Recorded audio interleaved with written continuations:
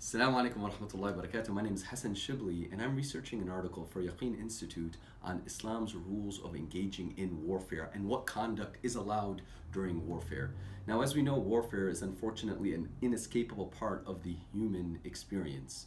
God says in the Quran what is translated as, if God did not check one people by means of another, then churches, mosques, and synagogues and temples where God's name is being remembered would be destroyed by those who did not believe in God and therefore were not afraid to engage in war. So as you study the Islamic tradition, you find that God gave all his messengers the right to engage in wars of self-defense and wars against aggression.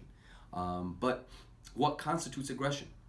And when war is inescapable, what sort of conduct is permissible and not permissible according to the Islamic tradition? That's what we'll discuss in our topic. And I think it's a very important topic for us to discuss today.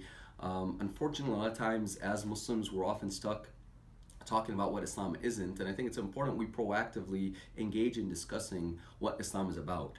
In terms of this topic, a very important piece of work that I would highly recommend is Michael Walzer's book. Again, Michael Walzer's book, Just and Unjust Wars, where he really writes about modern Western just war theory, and he looks at it from two key areas. The first area is, when is it just to go to war?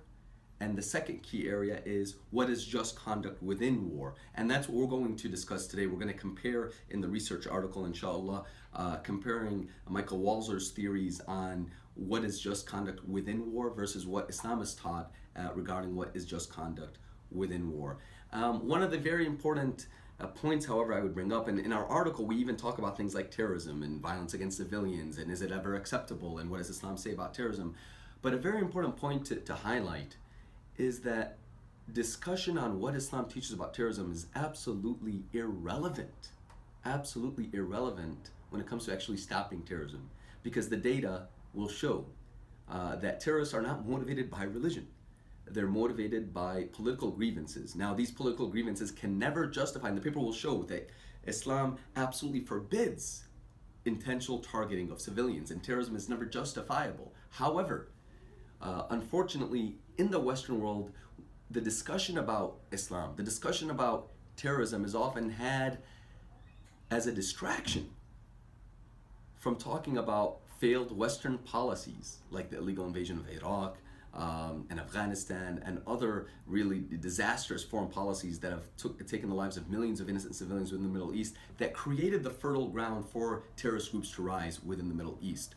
So that's a very important caveat. Now, while within our research we will talk about what does Islam talk about when it comes to targeting civilians intentionally, what does Islam say about terrorism, that discussion is really irrelevant when it comes to pushing back against terrorism, because terrorism is not motivated by religion.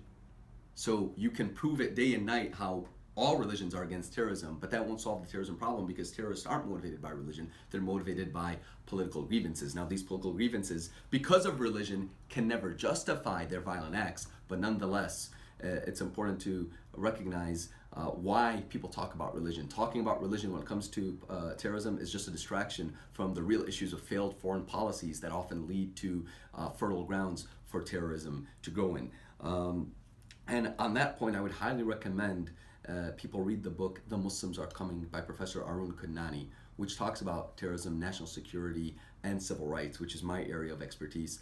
And I hope you check out the article when it comes out, inshallah, within the next couple of weeks, and then engage in conversation on Twitter. You can follow me at Hassan Shibly, and we can have this important conversation. What does Islam say when it comes to the rules of warfare, and how does that compare with modern just war theory? Because, and the last point I want to emphasize is, it's easy to look at one particular religious text or one particular religious ruling in a vacuum and say, well, Islam allows fighting, it should never allow fighting. But we have to compare to the best other alternatives, and inshallah in our article we will do that. We will compare the Islamic rules of engagement with modern just war theory, and I think you'll be convinced that, alhamdulillah, our tradition does offer the best alternative when it comes to when people can engage in war, and then how they must conduct themselves within war to honor God through honoring His creation, challenging injustice, but never falling into the gravest sin, which is aggression. Thank you, and I look forward to having this conversation with all of you online. Wassalamu alaikum wa rahmatullahi wa barakatuh.